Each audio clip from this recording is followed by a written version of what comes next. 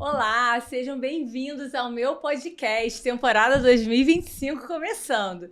E hoje eu tenho a honra de receber um dos maiores nomes que a gente tem na educação física, professor doutor Belmiro de Sales. Obrigada por ter aceito esse convite, pela sua presença aqui no meu podcast, Belmiro. Eu que agradeço a oportunidade de estar aqui para falar para o seu público, né? E expandir um pouquinho aí meu alcance.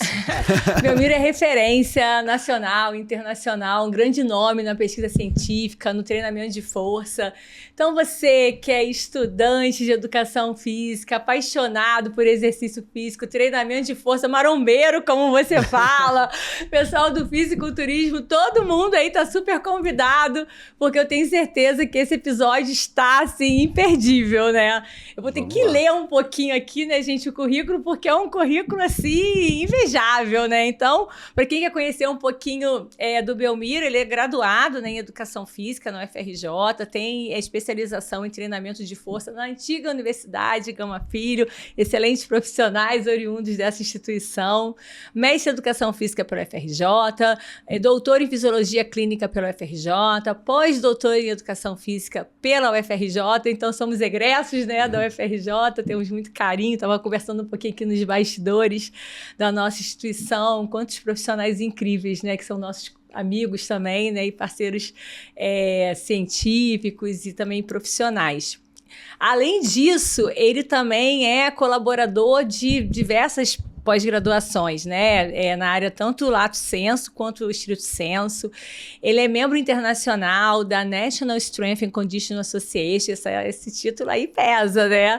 Palestrante em centenas de eventos nacionais e internacionais. Inclusive, às vezes, né, a gente se cruza em alguns desses eventos aí pelo Brasil. Ele também é criador de um podcast do The Load também. Quem não segue ainda, né? Por favor, vai lá, segue, né? Vamos aqui compartilhar seguidores. Tenho certeza que o conteúdo de lá também vocês vão ficar apaixonados, imperdível. E também ele é autor, trouxe, né? Porque o meu tá autografado aqui. Ele é autor desse livro aqui, ó, Métodos de Treinamento para a Força e Hipertrofia, da prática à teoria. Então o meu tá aqui, gente, guardadinho, ó, super autografado.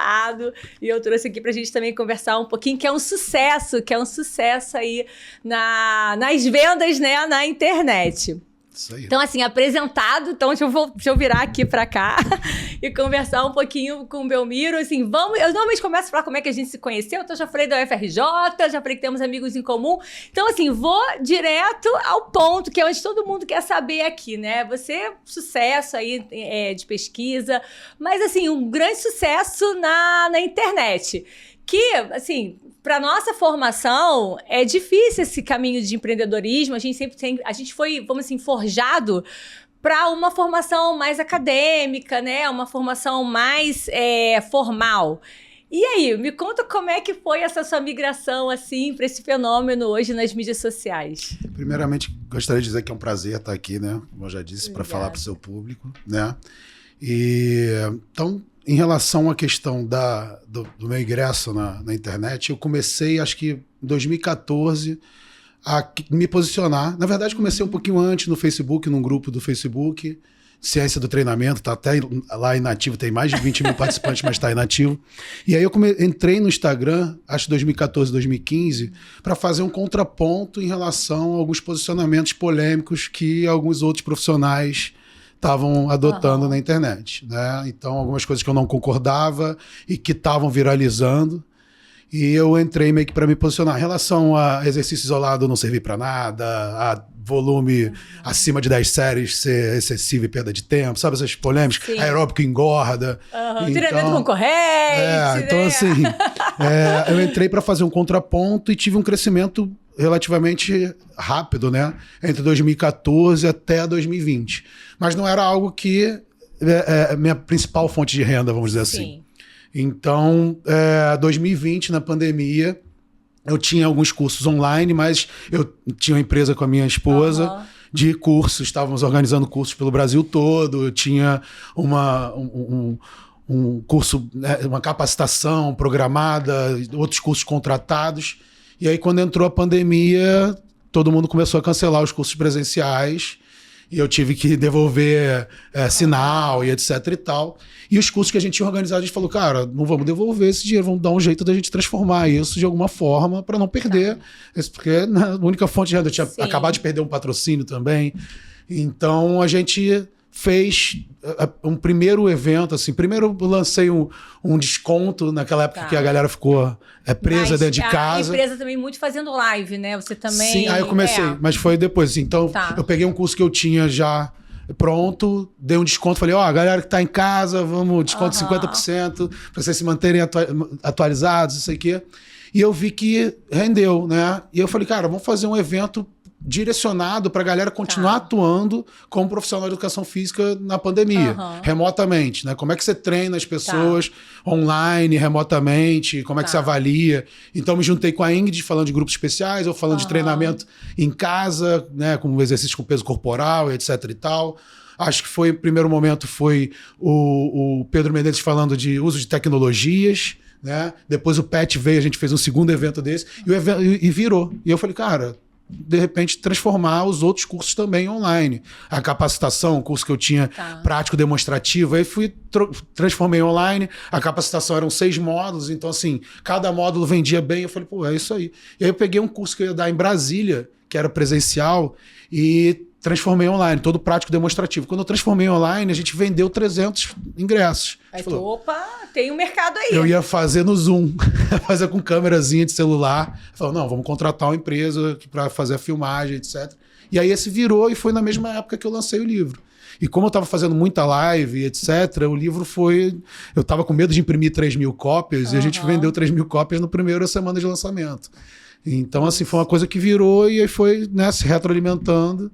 Você acha que o fato de você já ter ali meio que um curso pré-organizado, isso fez com que você saísse na frente? Porque depois todo mundo queria pegar um pedacinho desse mercado. Todo mundo queria pegar um curso, entrar nas mídias aí e também nas plataformas de venda de curso. E chegou uma hora que também ficou meio que um mercado saturado. Então você acha que o fato de você ter dado esse start aí, já tá meio que pré-organizado e só ser ajustado, foi seu diferencial? Acredito que sim. Acredito que tenha sido um dos fatores, porque a gente pegou e inicialmente transformou aquele curso online, mas eu já tinha um contrato com o Daniel Coimbra, que é um nutricionista do Nordeste, para gravar um módulo para pós dele. Então eu tinha comprado câmera, eu estava com o material todo pronto. Tinha gravado o módulo para ele no início do ano, assim, ou dezembro para janeiro. E aí acho que foi março que teve o semi-lockdown, né? Então, assim, eu tava com a bala engatilhada.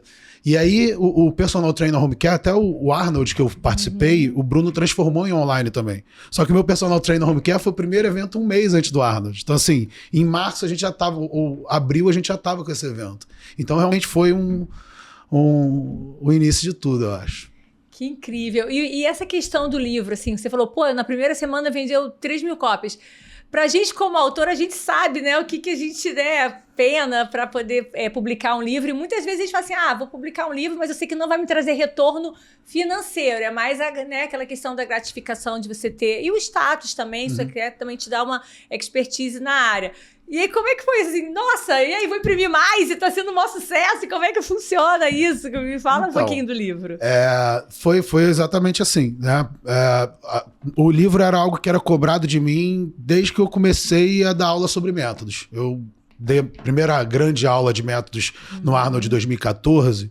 E desde antes disso, né, eu defendi o doutorado em 2012, desde que eu comecei a dar aula em pós, sempre me falavam, pô, escreve um livro, Simão, não vai te gerar um lucro grande, mas é algo que te ajuda, te traz visibilidade, né?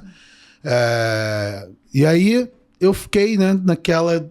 protelando até que um dia... O livro te dá meio que assim, uma validação, né? É impressionante. Um respaldo, assim. E aí eu pensava sempre nisso, pô, o maior trabalho para dar o dinheiro para editora e tal. E aí um cara que foi assim, um divisor de águas para mim, acho que foi Fitness Brasil de 2017. Eu encontrei com o Valdemar Guimarães no aeroporto e eu sempre troco ideia com ele, foi uma referência para mim lá atrás. E aí eu falei dessa questão, ele, pô, por que você não escreve um livro? Eu falei, pô, disso, esse trabalho todo para depois ficar com 500 cópias, sabe? E aí ele falou, cara, imprime o seu livro, né? Tira um dinheiro, divide, tem várias empresas. Ele me passou até contatos de algumas empresas, e eu fiquei com aquilo na cabeça. E aí, anos depois, o Pietro Manarino, ele escreveu um livro e pagou a impressão numa editora chamada Livro na Mão, né? O nome já é bem sugestivo. E aí eu conheci o Rodrigo, que foi um cara também que acabou vindo a falecer na pandemia, mas eu tô trabalhando com a mulher dele até hoje, né? E foi um cara também que foi um divisor de águas nesse negócio do livro. Me ajudou a lançar as ideias, ele trabalhava com outros players que tinham feito bastante venda de livro. E aí a gente pensou em várias estratégias, grupo de Telegram, sabe, aquelas coisinhas, mas foi tudo orgânico, nada investindo dinheiro. Sim. E foi, assim, realmente surpreendente. Acho que o aquecimento que eu fiz nas lives, eu estava muito em contato com o público, né? E criou uma expectativa, assim, de ano. Esse livro que está saindo agora, a gente está criando essa expectativa também, porque era algo que a gente queria já ter lançado até, mas vai demorando tanto, a gente vai ficando ansioso e falando nas lives, e todo mundo pergunta, então... Então, assim, gente, tem esse livro aqui, ó. Quem não tem ainda tá perdendo. Mas já tem, assim, um spoiler que eu queria já falar com ele, porque ele já comentou, e eu soltei o spoiler. Já soltou. Então, assim, eu ia falar mais pro final, mas já que ele já falou, eu quero saber dessa enciclopédia. Eu quero saber do próximo livro. E aí, então, dá uma palhinha aqui pro pessoal. Enciclopédia da Musculação, dos princípios do treinamento à periodização avançada. Né? Então, acho que o nome já diz qual é a proposta do livro. Até em relação ao tamanho, né? Exatamente. São 5 vezes o que tem nesse aí, pelo menos. Né? Esse tem 120 páginas, a enciclopédia está com 500 páginas de Word. E é um livro que a gente pegou desde os princípios básicos do treinamento lá, esportivo, né? Individualidade, adaptação, sobrecarga, sabe? Aqueles princípios básicos do livro do Tubino, né?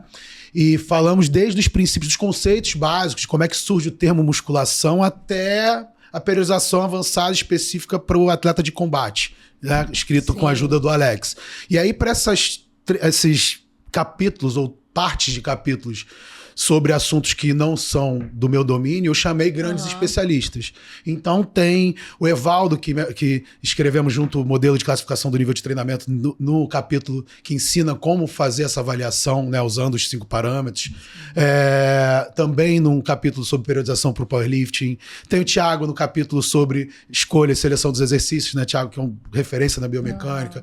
Pietro e Musi num capítulo sobre segurança no treinamento, análise de exames, overtraining e etc.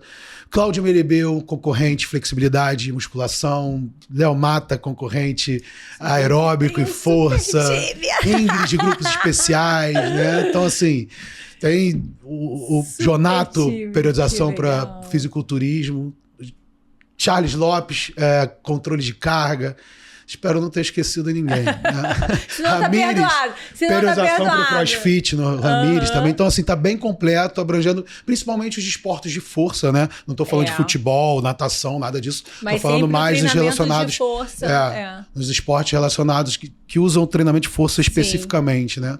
E vem cá, quando é que a gente espera esse livro aí, lançamento disso? Já sabe? Então, acredito que até março, abril a gente já tenha a pós-carnaval, né? Deixa o povo pular carnaval. Pegar início de semestre, né? Início de semestre, a galera aproveita e já compra o livro que provavelmente vai ser referência bibliográfica aí das principais disciplinas de musculação, né? Excelente, excelente. Acredito então, pessoal, fica ligado aí que vem uma super bíblia do treinamento de força aí para poder complementar esse que tá aqui. Isso aí. E me fala um pouquinho, como é que você equilibra, porque você sempre deixou bem claro, até na sua própria biografia, que você é um cara da prática, né? Que você não deixa de dar o personal, que você tem essa vivência. Então, como é que você consegue equilibrar vida, né, familiar, essa agenda pesada, né, de atividades acadêmicas e profissionais, e ainda o seu treinamento, e ainda atendimento a clientes? Como é que você equilibra essa prática aí toda? Tá. Hoje, eu tô dedicado a escrever o livro, a parte de internet, né, de produtos digitais, gravações de curso e os cursos presenciais. Mentoria, nessas, mais relacionado, 90% internet, ali, 10% cursos presenciais, etc. Mas até 2023 eu trabalhava acompanhando atletas. Estou montando, né, junto com essa mentoria, estou querendo justamente montar uma plataforma de consultoria, né, treinando mentorados para atuarem, né, através da minha metodologia. Mas eu sempre tive que manter a prática associada à carreira acadêmica. Por quê? Porque eu saí da graduação, fui direto para o doutorado, eu tinha produção já, mas na graduação eu peguei aquela época que a gente trabalhava na sala de musculação. Então eu comecei, acho que no 3º ou 4º período, eu já estava na sala de musculação, estava no Centro de Promoção da Saúde da Petrobras, que eu era estagiário e aprendia muita coisa, mas estava também numa academia de Copacabana ali, com camisa de professor atuando, com a galera do prescrevendo. Treinamento de força mesmo. E aquilo que eu falei, né? Eu era um marombeiro desde 17 anos e entrei com 23 na universidade. Então, assim, eu tinha um conhecimento prático e teórico porque eu lia revistas, livros especializados, etc. E gostava muito já dessa parte. Então, eu entrei na graduação já com uma bagagem, já trabalhando muito na prática, acompanhando, treinando algumas pessoas, apesar de não ser o correto, né? Na época acontecia muito. E aí, quando eu saí, eu entrei direto no doutorado. Então, doutorado eu tinha a prática do ambulatório, né? Atendia no ambulatório de obesidade da UERJ, na verdade você falou que foi o FRJ, mas foi o UERJ. Desculpa. E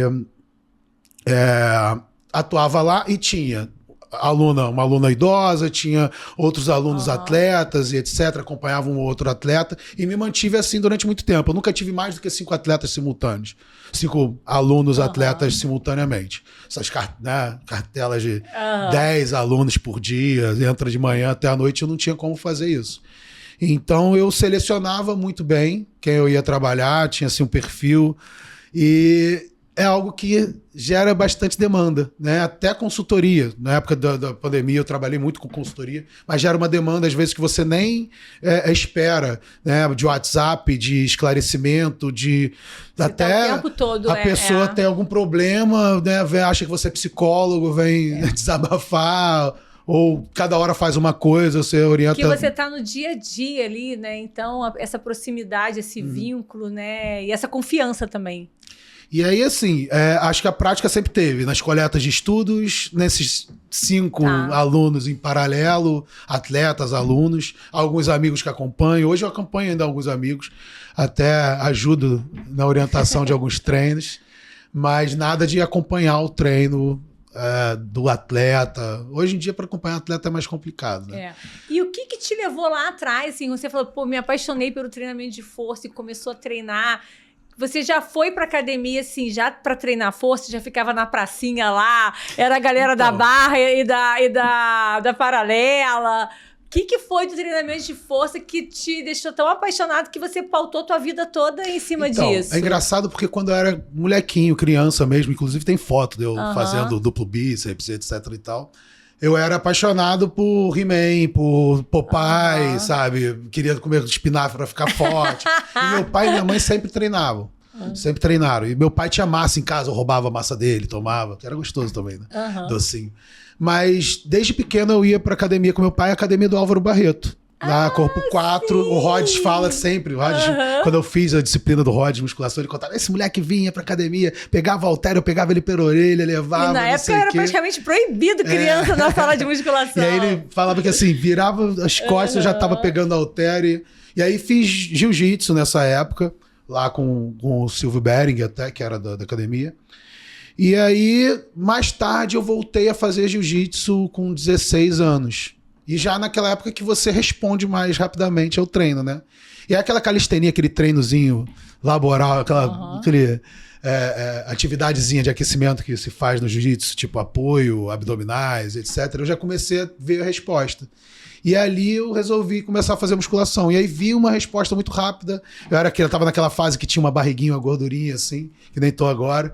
E aí vi o corpo, né, evoluir e comecei a querer me aprofundar naquilo ali. E numa idade também, né, que qualquer mudança assim mexe com a autoestima, com a confiança. E aí comecei a ver vídeo cassete, né, na época eram vídeos cassetes ainda. Gente, aqui a galera tá antiga. Ainda era VHS, então via VHS do Pumping Iron, do Arnold. Era a época que o Dorian Yates era campeão, então comecei a acompanhar o fisiculturismo. Treinava na academia, morava em Petrópolis nessa época. Morei 4 anos lá. E aí, essa época, eu comecei a treinar numa academia de fisiculturistas lá, depois fui pra academia do Murilo Guerra, conheci a galera da educação física, eu falei, pô, legal, estudar pra virar um personal. Quando eu voltei pro Rio, eu vi aqueles personagens da Rio Sport Center, né, Xande Negão, eu sempre falo. Eu falava, cara, que legal, o cara, né, vive bem, tem motão, tem carrão, tá aqui, né, na academia. E aí é que eu falei, eu entrei na graduação com o sonho de voltar, de sair de lá como personal. E na graduação conheci a pesquisa e quando me formei com o sonho de voltar como professor da UFRJ. E assim, é aquilo que você conversou, né? Não estava prevista essa formação acadêmica, mas o que você observa a sua carreira hoje, olhando para trás, do impacto dessa formação acadêmica no que é o Belmiro hoje? Né, essencial para eu ter chegado onde eu cheguei e ser quem eu sou, eu acho. Acho que a formação acadêmica tem total influência no que eu me tornei hoje. Né? Você fala com fundamentação agora, né? Tudo que você antes tinha vivência empírica. Assim, toda a minha formação foi pautada no conhecimento científico, né? Na vivência acadêmica e aplicação prática desse conhecimento dos meus orientadores. Então, assim, a parte anterior era uma curiosidade. Era, assim, ler revista, ver vídeo e, né, fazer as coisas com base no achismo. E aí, realmente, o conhecimento científico me traz essa base mais sólida aí. Você acha que é isso que as pessoas assim, se identificam mais com você, dessa transferência que você faz da teoria para a prática, de transformar um artigo científico que muitas vezes é super complexo em uma informação, vamos dizer assim, digerível? Então, acho que sim. Acho que uma coisa que me ajudou a furar a bolha foi tentar trazer uma linguagem mais acessível a todos para falar de exercício, para falar de ciência do exercício. Isso foi muita ajuda da minha esposa, da Alda. Porque eu escrevi esse livro e eu usava, por exemplo, eu sempre falo, termos como aumento da área de secção transversa, aumento da espessura muscular, né? Enquanto eu poderia usar ganho de massa ou hipertrofia. Entendeu? Ela, pô, não tem como você traduzir isso, não? Não tá legal, não tá, né? Fluindo, né? E aí foi até que eu mudei, fiz assim, peguei o livro e fiz uma leitura pra galera que não quer saber do artigo científico. Se você for ver o livro, ele tem cortes, né, trechos em azul, né, caixas em azul, que eu falo da metodologia do artigo, cito o artigo, né? E você pode ler incluindo a leitura desse artigo, que flui, ou você pula e flui da mesma forma. Você não precisa se aprofundar naquela, tantos indivíduos, nível de treinamento, tantas séries, sabe? A parte metodológica que às vezes para algumas pessoas é chata. Então, assim, e acho que uma coisa também que me ajudou a furar a bolha mesmo foi o podcast. Os cortes do podcast. Porque são meus conteúdos que atingem o topo do funil. Galera que nem sabe direito, às vezes, do que eu tô falando, né? Mas aquele corte ali é a mensagem que ele quer escutar, né? E aí, quando eu falo alguma coisa mais científica, você vê lá um monte de gente falando, não tem como falar, traduzir, muito técnico, tá falando muito pra pessoa. Eu falo, cara, esse post é pra galera mais técnica, tem pra todo mundo. Calma, eu consigo atingir todo mundo, tem todo o público aqui, né? E você, assim, é palestrante em vários eventos, né? Como eu falei aqui na sua apresentação, nacional, internacional. Mas qual foi, assim, o evento que, de repente, tu pisou e falou assim, nossa, eu nunca tinha esperado estar aqui antes, aqui é a realização de um sonho.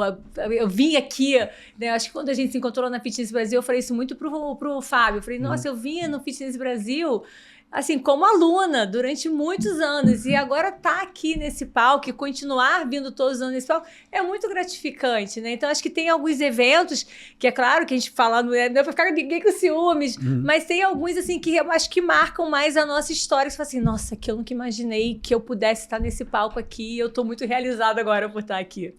Então, acho que os Arnolds e Fitness, né, IRSAs, são grandes eventos que quando a gente começa, a gente se imagina ali, né? Acho que são os primeiros que a gente se imagina. Acredito que o primeiro Arnold foi o mais tenso. Mas acho que o evento que eu tenho mais orgulho é difícil, porque a gente organizou os Citrens, né? Que são eventos que eu organizei, que a gente trouxe palestrantes internacionais, fizemos o Citrem online também. Acho que foi no ano da pandemia, que foi um absurdo de vendas e trouxemos grandes nomes. Mas acho que foi o evento da National em Curitiba, da NSCA, na National Strength and Quando chegou Conditioning com Association. visto. E só os grandes nomes, né? Assim, então eu falei, nossa, eu tô no meio de uma galera pesada, né? Veio Fleck, veio Schoenfeld. Então, assim, era galera realmente de peso. Aí tu tá ali no meio de tiete e palestrante ao mesmo tempo, né? E eu me associei à National Strength lá quando eu estava na graduação, em 2004, né? Para receber os jornais, etc e tal. E depois publiquei vários artigos na Journal of Strength and Conditioning Research. Mas nunca tinha me imaginado, né, num evento deles. Então acho que foi um grande evento mesmo, que também foi organizado pelo mesmo pessoal do Arnold. Mas aí tem os Hammer Clinics, que são eventos que a gente fazia, era uma clínica para Hammer Strength, que a gente rodou o Brasil todo, também tem muito carinho, que eram eventos assim, eu e mais 2 profissionais, a gente dava o treinamento na academia da Hammer, com os equipamentos da Hammer.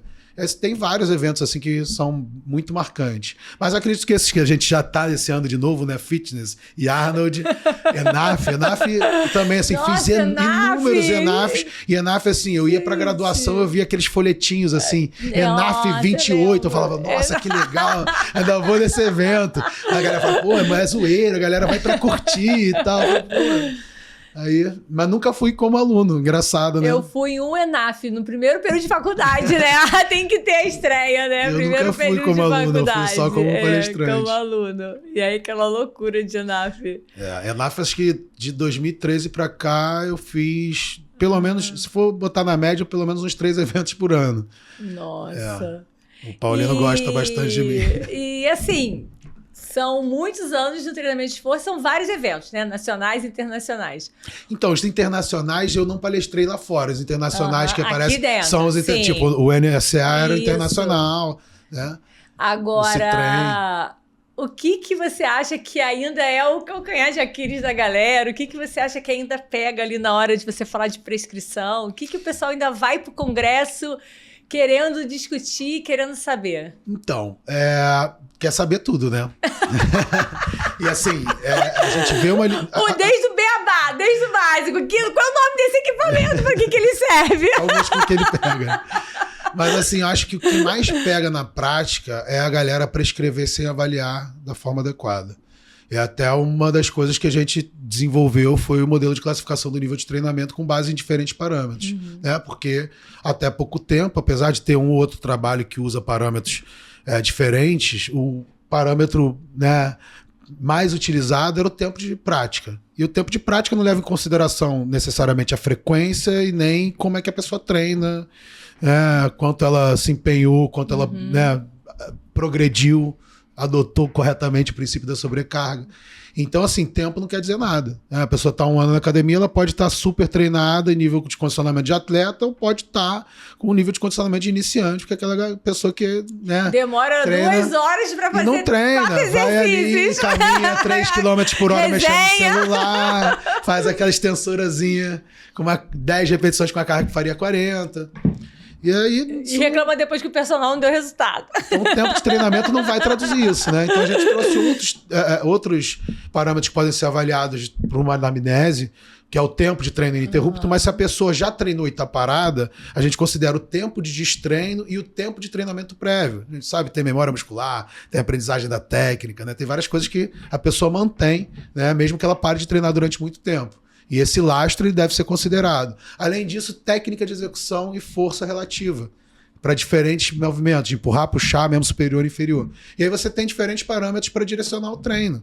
Pô, ela tá num nível... Até falo, você tá às vezes num nível intermediário ali, 2.5. O que você precisa para evoluir? Obviamente, se você passar mais tempo, você vai evoluir no parâmetro tempo. Mas se você avaliar, por exemplo, a técnica no agachamento está ruim, a força no supino tá regular, né? Se você trabalhar em cima da melhora da força, da melhora da técnica no agachamento, da força no supino, você já vai evoluir, né?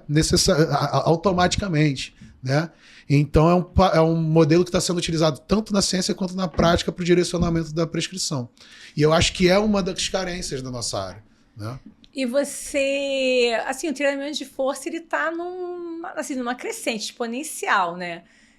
que você acha, assim, a causa disso, desse sucesso todo? A gente sabe de todos os benefícios fisiológicos, né, em relação ao treinamento de força. Mas entrou na moda de novo, a gente vê, assim, vários métodos de treinamento. A calistenia voltou com muita força.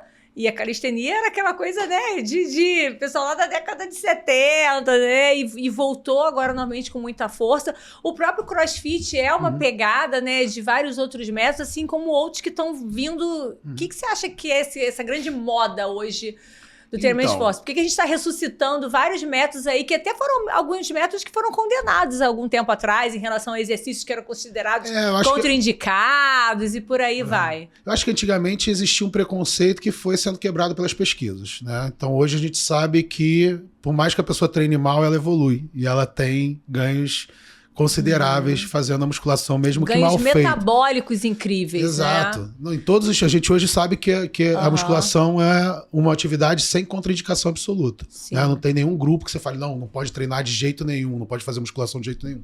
E é recomendada para todo mundo.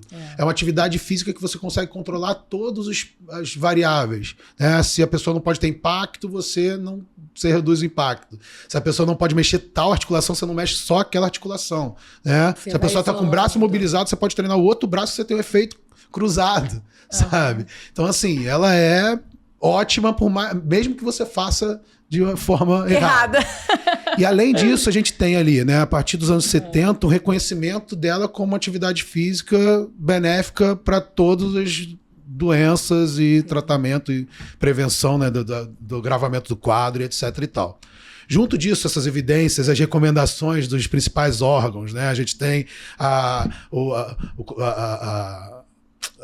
Associação Americana de Pediatria, esqueci, American Pediatrics Association. Então a gente tem a Associação Americana de Pediatria, a gente tem o American Heart Association, a diabetes também, com posicionamentos específicos sobre a prescrição do treinamento. Gerontology, todas as associações. Exato, de todos, desde o idoso, a criança, todos os grupos especiais. Com posicionamentos específicos para todos os grupos. E assim, como das melhores intervenções para tratar os principais males à saúde hoje, a hipertensão, as doenças cardiovasculares, a obesidade. Isso tudo associado ao apelo que a gente teve por causa da pandemia. Tipo, a inatividade, é devastadora. Até bati muito em cima dessa tecla, que a gente fala dos estudos de bed rest, né? Aquele Dallas Bed Rest, que é um follow-up, uma intervenção, né? Que acompanha 40 anos e mostra que acho que são 21 dias acamados, são piores do que 30 anos de envelhecimento. Né? Então, assim, e isso ficou bastante nítido durante a pandemia. A galera percebeu a importância da atividade física, isso associado a um boom no fitness. A supervalorização do físico, ao crescimento do fisiculturismo, valorização do fisiculturismo. Até anos atrás era um esporte underground, a galera tinha dificuldade para ganhar dinheiro. Hoje gera bastante dinheiro, gira, né, uma máquina de dinheiro, a área do fisiculturismo, suplementação, dieta, fitness e etc.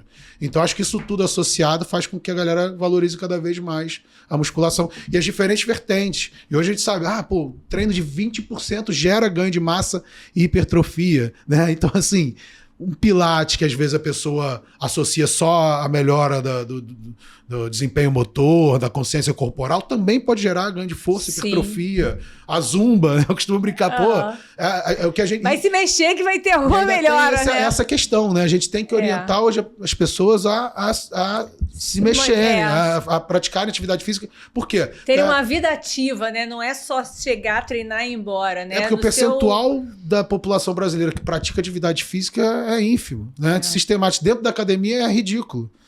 O Cauê falou, não lembro exatamente dos números, mas é algo muito pequeno. Então, assim, se a pessoa gosta de zumba, faça a zumba, faça o que te gere prazer, porque precisa se movimentar. Não dá para você ficar parado. Deixe de ter um estilo de vida sedentário, né? Porque não adianta você só treinar e achar que já cumpriu, né? O seu papo deu check lá, já tá pago, né? Como o pessoal fala. E assim, eu vi que você tem uma experiência com vários atletas, jiu-jitsu, bodybuilding, wellness, balé, futebol. E aí, pensando assim, profissionais e estudantes, o que você acha que dessas habilidades todas que você colocou aqui nesses atletas, o que você vê assim para quem quer trabalhar com treinamento de força, né? Prescrição de força de uma forma mais eficiente? Pensando no estudante agora, aquela pessoa que está se né, se aperfeiçoando um pouquinho mais aí nessa área do treinamento. O que ele tem que estudar, o que que... É. Então, eu sempre falo que quem quer trabalhar com força, com musculação, né? Porque quando fala força, a galera acha que é só fazer força, né? Mas treinamento de força é o nome científico do treinamento com pesos. Que habilidade que essa pessoa tem que ter, desenvolver. Eu vi que você botou um post bem polêmico, se tinha que ter shape. Isso aí... Tem que ter shape pra trabalhar com treinamento de força? É exatamente uma tecla que eu bato, né? Porque a galera bate muito nessa tecla. Você nunca vai se tratar num dentista com dente zoado. E a gente sabe que... Tudo bem, assim, o shape não traduz competência de jeito nenhum, né? Mas ele diz que o cara pratica. Então tem isso. E na musculação é uma coisa que eu sempre falo. A prática é essencial, é soberana. Você tem que praticar. Você não precisa ter shape, mas você precisa ter vivência. Suado calção. Tem que ter vivência, então, assim, né? Experiência. O cara tem que ter uma experiência. Então, cara, o cara que quer trabalhar com musculação, ele tem que ter a base científica, técnica, estudar, né? Que a galera tá deixando de estudar os livros, tá estudando só o síndrome do último artigo, né? Então, estudar as bases, né? Os princípios que eu falei.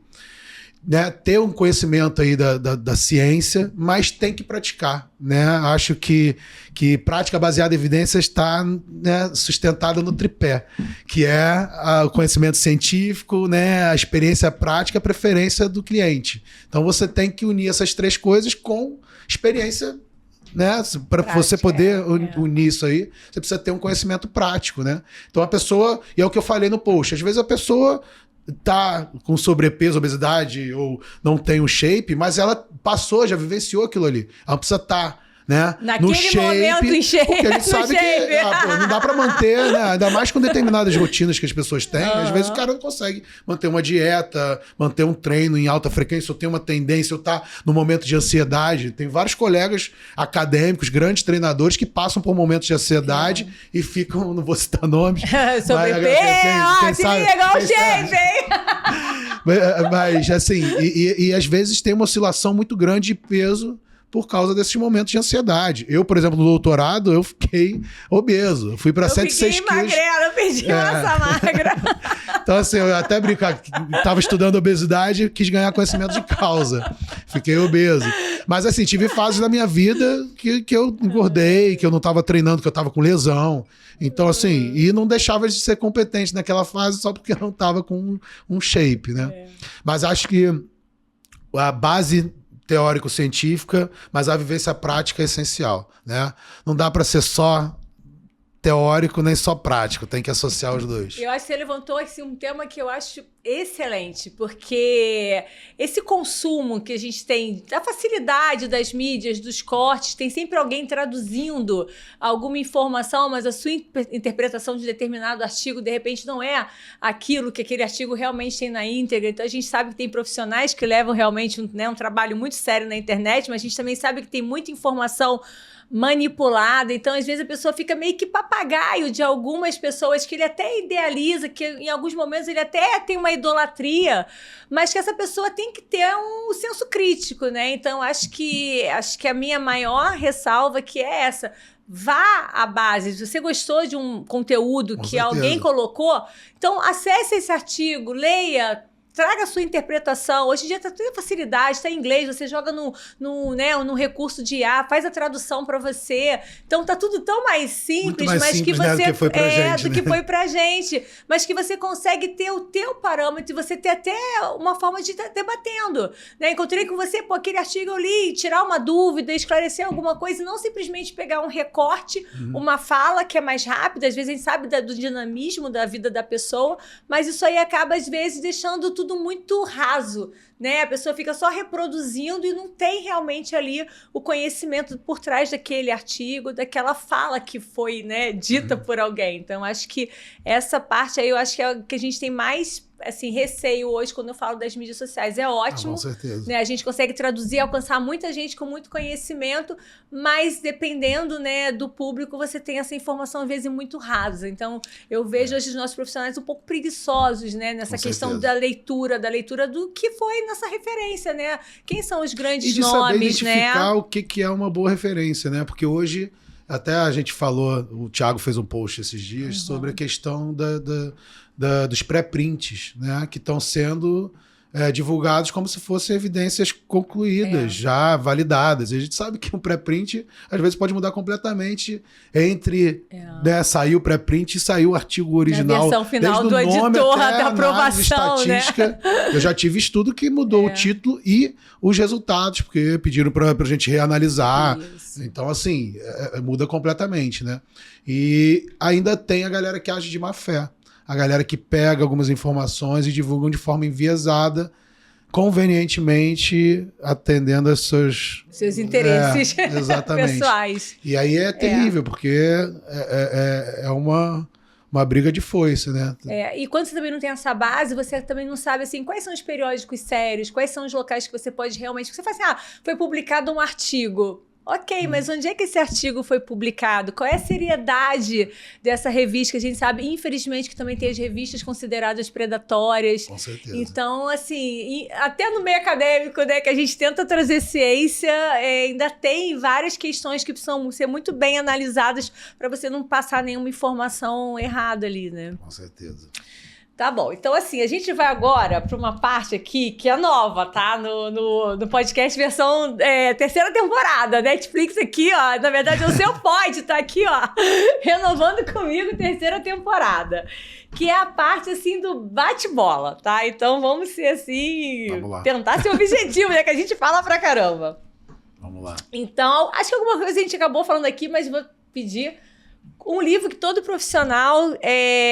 eu botei do treinamento de força, mas você pode ficar à vontade, de educação física, que ele deve ler. Então, acho que o primeiro que me vem à cabeça é o que me despertou para a área acadêmica, científica, que é o livro do Fleck Kramer, né? Fundamentos do Treinamento de Força Muscular. Eu acho que é o primeiro, é o que eu considero a bíblia do treinamento. Mas tem o do Simão também, né? Do com Fleck, o vermelhinho do Simão com Fleck. Tem o de treinamento esportivo do Tubino, né? O amarelinho que eu tenho assinado por ele. Então, assim, tem alguns que é essencial que eles têm. Mas no treinamento de força eu escolheria o Fleck Kramer. Tá bom. E aí vamos agora... Qual o livro que você está lendo nesse momento? Pode ser técnico ou não. Eu tô lendo pra caramba o meu livro. Já li 5 vezes. Eu li 5 vezes as 500 páginas. Não tem tempo pra ver mais nada. Eu tô lendo dois autores, né? Agora eu tô lendo 1808. Eu li logo antes o Sapiens. Mas eu comprei a trilogia 1808 até 1889. E tô com 3 livros do Yuval também. Tem o Sapiens, tô com Nexus e com 21 lições pro século XXI. Eu parei então, só no Sapiens. Eu tenho que... Depois você me fala se eu consigo evoluir pra eles aí. Então, parece que o Nexus é falando de inteligência artificial, né, da tecnologia. E esse 21 lições pro século XXI dizem que é parecido com Sapiens, mas direcionando assim, para questões que a gente pode mudar em relação à humanidade, né? Nossa contribuição para a humanidade. E aí pretendo ler intercalando, assim. Tô lendo 1808 agora. Você lê vários livros ao mesmo tempo? Eu leio. Então, eu tenho pelo menos uns 3, assim, que eu vou meio que leio, paro, aí vou, assim, fica tudo na minha mesinha de cabeceira. Quando eu tô estudando, eu estudo outros livros em paralelo, mas normalmente eu leio um livro só. Que não é da área, sabe? Eu leio alguns livros que não são da área, mas simultânea. Até porque tem coisas assim, no 1808, no Sapiens, que se confundem. Entendi. Aí tu vai fazer confusão, né? Não, mas normalmente eu pego leituras assim, diferentes, né? Pra você não confundir lá o assunto. Mas eu faço isso. Às vezes, isso aqui tá muito parado, tá muito chato, deixa eu ir pro outro. Eu falava com o maior orgulho do meu pai isso. Meu pai lê 3 livros ao mesmo tempo. Meu pai mata. Doido. Me identifiquei, isso também não. O maior erro que você vê na prescrição de musculação? Eu acho que eu já falei. É prescrever sem avaliar. É prescrever de forma mediúnica. Olhou pra cara da Dani. Eu acho. 3 séries de leg, mas... Avaliando assim, acho que vai. Tenta isso aí. Com base no seu biotipo. Você é ectomorfo, então você não pode fazer muitas repetições. Tem isso agora, né? Treinamento com base no biotipo. Agora não, né? Isso. Mas que a galera as loucuras que a gente vê aí. Ainda propaga, né? Treinamento para ectomorfo, para mesomorfo, para endomorfo. Acho que você também já respondeu. Uma dica para quem quer começar na área de musculação. Já foi lá, né? Que você falou que é praticar. praticar. É experimentar. Tá. Lê o novo artigo lá falando do novo método, vai lá e faz o método. Faz, né? Eu faço É isso direto simples, com os meus sensores, com as minhas E é tecnologias. uma coisa mais engraçada, porque você divulga alguma coisa sobre aquele método e as pessoas fazem perguntas que não fariam se tivesse experimentado uma única vez. Fala, pô, cara, faz ver, pô. Sente, né? Eu faço isso direto.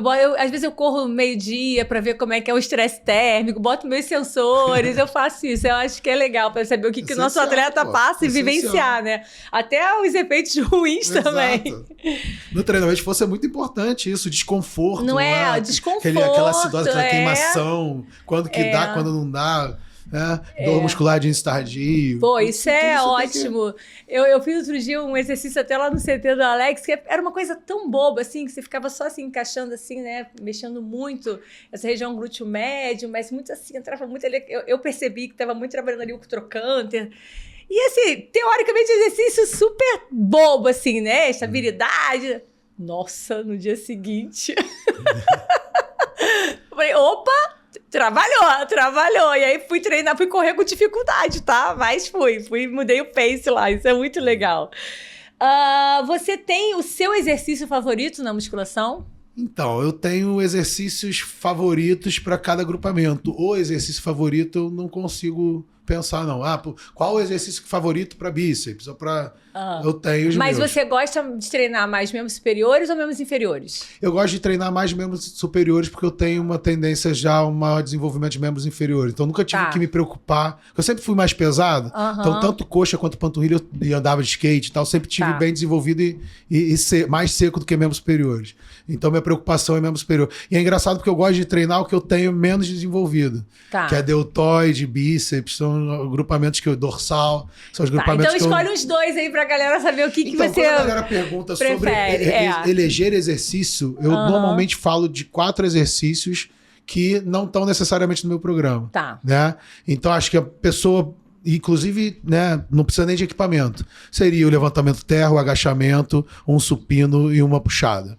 Entendeu? Acho que seriam aí os exercícios que você consegue treinar tudo, fazendo progressão de volume, né, de carga e etc. Você consegue ter evolução praticamente ad eterno fazendo esses 4 exercícios. E são exercícios que você tem evolução física em termos de ganho de força e hipertrofia, mas você tem a funcionalidade deles, que é transferência tanto para desportos quanto para as atividades da vida diária. Então, assim, vai eleger 4 exercícios. Não vai ser o bíceps no banco inclinado que eu gosto de fazer, porque eu sinto o bíceps alongar mais. Obviamente, eu não vou falar isso, que é o que eu gosto de fazer, mas não é o que eu acho mais importante para massa. Né? O que é mais importante para massa? Esses 4 exercícios. Né? Não precisa nem necessariamente ser um supino e uma puxada, mas um exercício de empurrar básico e um exercício de puxar básico. E o agachamento e o terra, que são extremamente funcionais e com grande transferência aí para diferentes contextos. Legal. E vem cá, tem muito tempo aí de estrada, vamos colocar assim.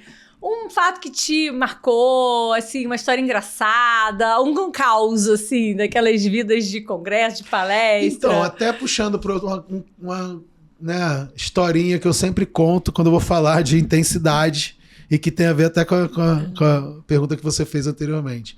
Então, acho que estava ainda nesse início ali, começando a prescrever, começando a trabalhar na sala de musculação, e eu peguei a primeira idosa. E aí a gente faz naquele esquema, né?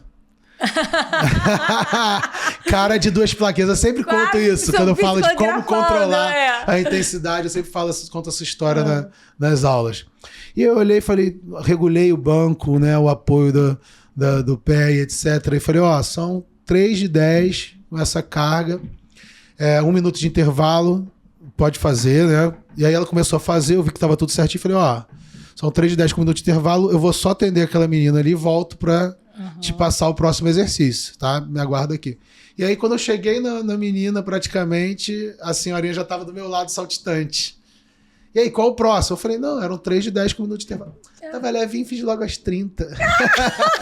já matei. Vamos lá, o próximo. E aí, super saltitante, eu falei, cara, realmente não é a carga adequada. E passei a prestar mais atenção nessa questão do controle. Como que eu vou controlar? Fui no FLEC, Kramer, aí comecei a analisar essas questões que já no início direcionaram a minha prática. Pô, como é que eu vou identificar o que é melhor para o aluno, né, em diferentes contextos, níveis de treinamento. E até nas aulas eu falo disso. Pô, no idoso você pode usar a percepção subjetiva de esforço associada com uma zona-alvo de repetições, né?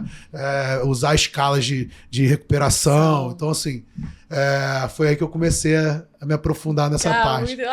Mas e assim, quando eu conto, quase todo mundo se identifica porque passaram pela mesma coisa. Passou pela mesma situação, né? Você é super cauteloso, né? Ainda mais um idoso vai, pô... E sabe que o idoso ele tem que pegar pesado. Eu sempre falo isso, a pessoa fala, eu fiz um questionário para alguns amigos, a academia que eu gravo cursos, etc. Eles pediram para fazer uma prova tanto para profissionais quanto para estagiários. E eu botei uma das questões era múltipla escolha. Treinamento para o idoso tem que ser lento e volumoso, vagar, né? E uma das opções era alta intensidade, rápido e intenso. E aí todo mundo errou, né, a questão. Ninguém quer recrutar fibra rápida ali nele, e aí, cara, né? Ninguém quer. E é uma coisa que a galera acha que o idoso vai saltar e vai botar uma barra com 500 quilos nas costas. Às vezes a força máxima do idoso não faz com que ele levante da cadeira. Ele precisa de uma ajuda. Então se ele tá precisando de ajuda para levantar da cadeira, o peso corporal dele é supramáximo. É acima de uma RM. Né? Então você pode fazer treino excêntrico, supramáximo. Quando eu falo, treino excêntrico, supramáximo pro idoso. Caraca, o cara vai botar lá no leg e vai subir em cima. Não, é ajudar o cara a levantar da cadeira e ele descer controladamente até encostar o glúteo na cadeira. Né?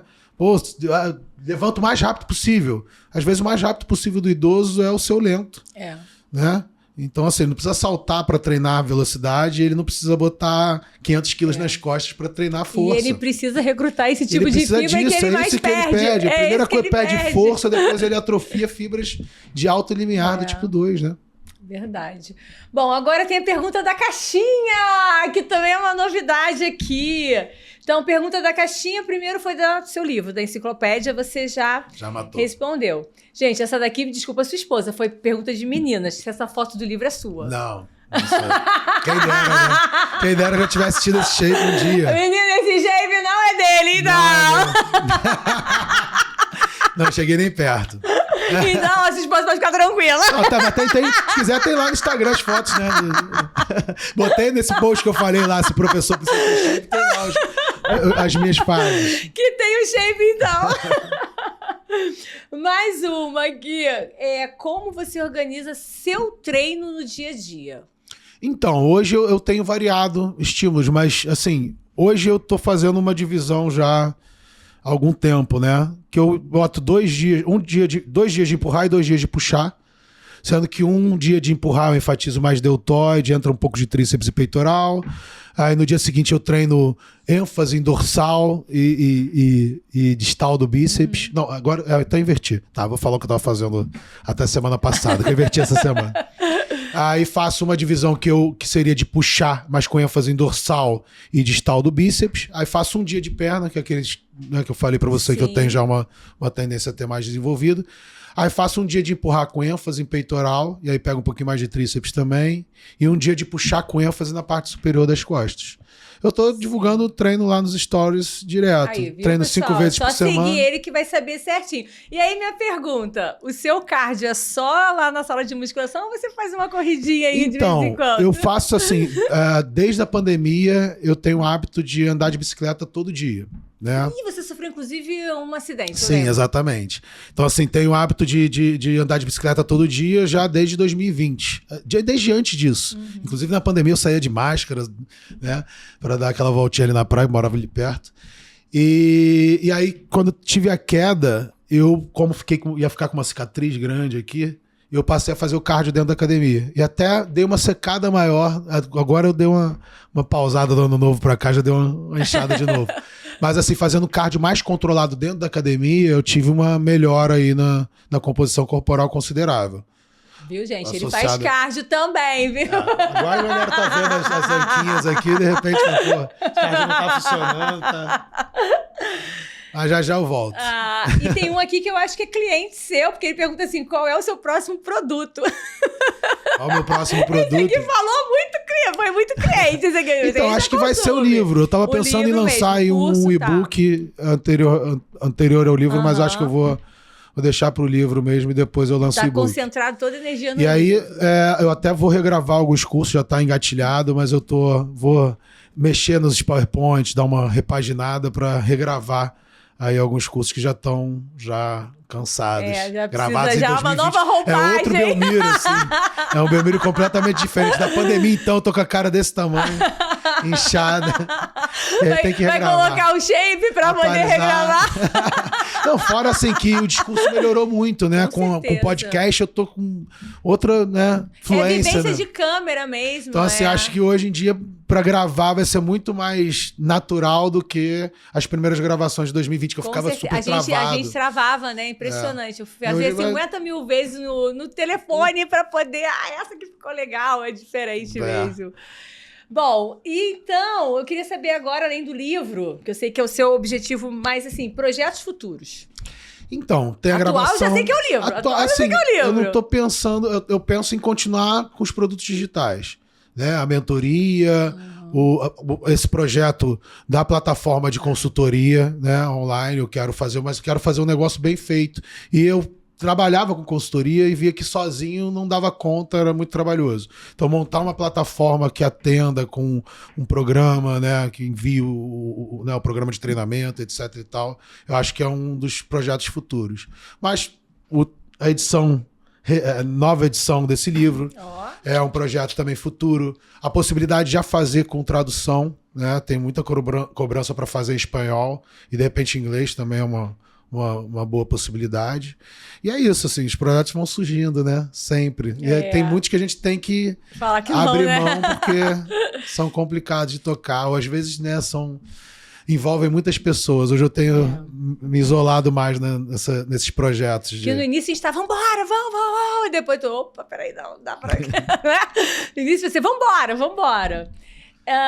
Agora, nesse quadro, nessa temporada, a gente tem uma também novidade, que é hoje a Dani responde. Então, meu convidado faz a pergunta. Então, a pergunta agora tá contigo. Eita, me pegou essa aí, ó. E quais os próximos projetos aí? Qual a tecnologia mais nova aí que você está trabalhando? Porque você foi no meu podcast, você falou de tudo que você estava trabalhando. O que tem de mais novo aí que mudou de lá para cá? Olha, meus queridinhos agora, continua sendo as wearables, né? Tanto que já falava lá e continua número 1, né? Já nos últimos 5 anos, continua sendo as wearables. É impressionante como que o mercado está aquecido, vamos dizer assim, né? Em relação à quantidade, são muitos biosensores. O que eu estou recebendo agora, que eu acho que você vai gostar também, que é um biosensor que você fixa no quadríceps, você consegue ver a questão da saturação de oxigênio ali, ver índice de fadiga. Então, acho que vai ser bem legal, inclusive, para o treinamento de força. Quando chegar aqui, tá vindo, eu falo contigo pra gente fazer um teste lá, piloto, alguma prática com você, com algum aluno seu. Então, esse eu acho que é uma coisa nova. Continuo com essa questão da análise, né, dos biosensores para perda de eletrólitos, que cada vez eles estão expandindo mais. Então, eu vejo agora, antes era só sódio, agora eu consigo já monitorar sódio, potássio e magnésio, agora também glicose, tudo em tempo real. Eu quero, se Deus quiser, daqui a pouco a tecnologia vai permitir lactato, né? Quem sabe? Então, meus queridinhos são essa parte dos biosensores. E eu também estou trazendo cada vez mais a questão do point of care mesmo para as minhas pesquisas, né? Para ficar lá realmente na borda do que for, na borda da piscina, na beira do campo, na sala de musculação. Eu quero estar cada vez mais próximo aonde o atleta está treinando para trazer essas tecnologias. Então, hoje eu também estou... Biosensores, wearables e essa questão do point of care é o que eu vou estar desenvolvendo de projeto ao longo desse ano aí. Legal. Mais aplicado à musculação.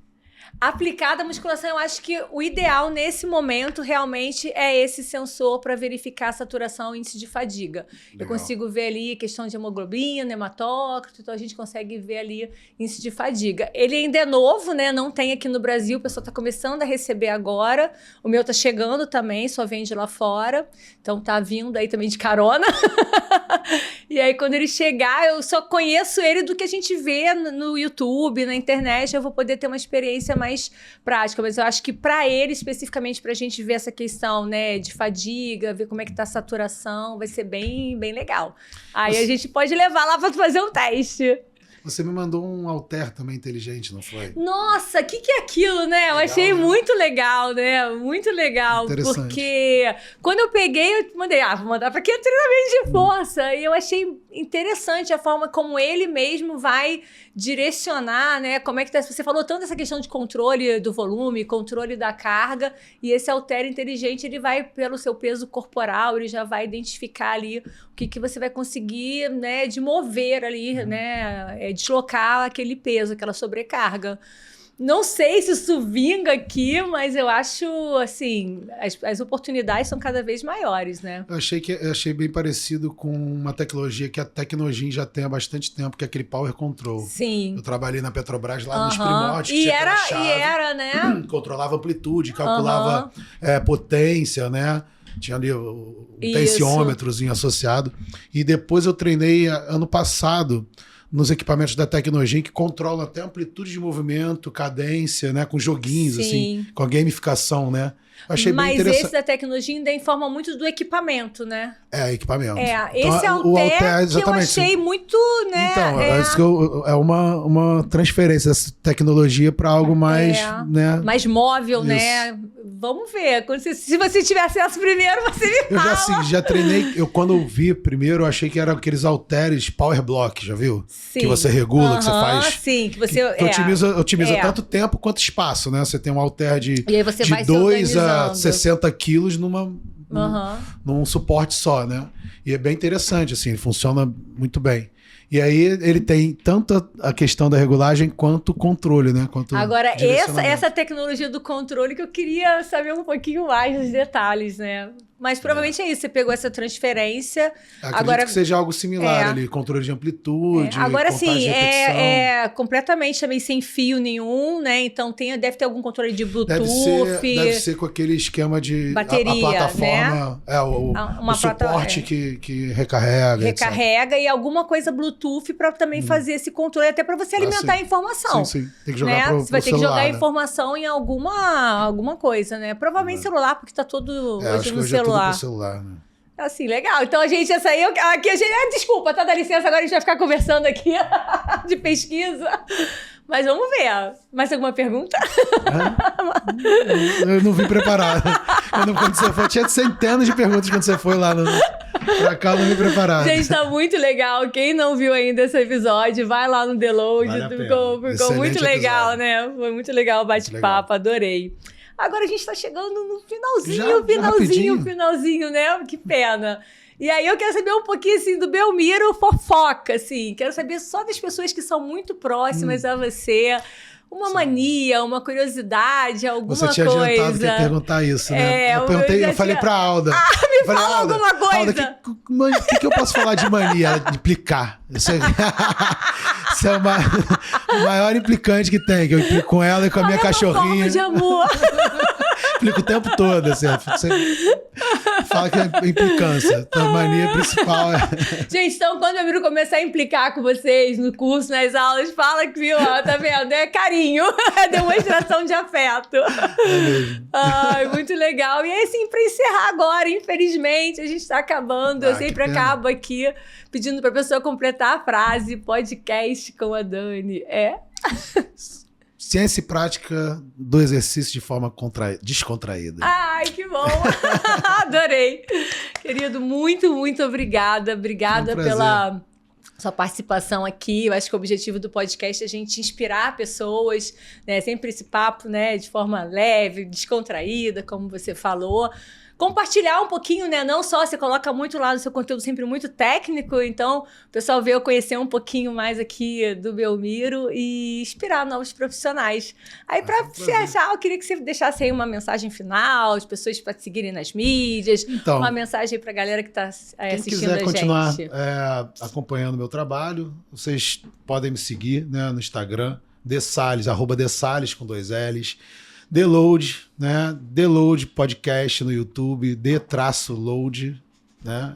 LOAD Podcast. Vocês vão encontrar lá conteúdo também bastante, né, da área da ciência, prática do treinamento, também de forma descontraída, até o nome tem esse intuito. Quem quiser encontrar, né, os meus livros, meus cursos, o site é stlab.com.br, tá? E gostaria de agradecer também aos meus patrocinadores, a Growth, né? Cupom DELOAD, com Demudo. Vamos lá. Falando em patrocinadores, deixa então agradecer os meus, né? Primeiro claro. Que o seu pode, né? O estúdio aqui que a gente tá incrível, que estamos aí renovando o 3º ano, né? Então, aí, 3ª temporada. Um outro patrocinador que eu tenho, como você já recebeu o meu livro, a Liquids, que é esse repositor de eletrônicos, que eu tenho o prazer de ser consultora técnica, mandou essa caixinha aí para você ficar hidratado durante esse verão do Rio de Janeiro, tá? Controlar a sua hidratação. Então aí o Liquids, que é mais um parceiro aqui no podcast. Queria agradecer a RT, né, onde eu faço também a escola de movimento, o Rover Treino, onde eu faço os meus treinos. E também agradecer a Festa Escova, né, gente? Cabelinho, assim, né? A unha produção aqui, que também mantém aqui o canal. Queria muito agradecer mais uma vez você, agradecer a vocês pela presença aqui. Então, gostaram desse episódio? Por favor, comentem, curtam, compartilhem, divulguem para geral, porque eu tenho certeza aqui que a história do Belmiro vai poder inspirar muitas e muitas pessoas. Obrigada, beijão e até a próxima. Valeu, gente. Obrigado.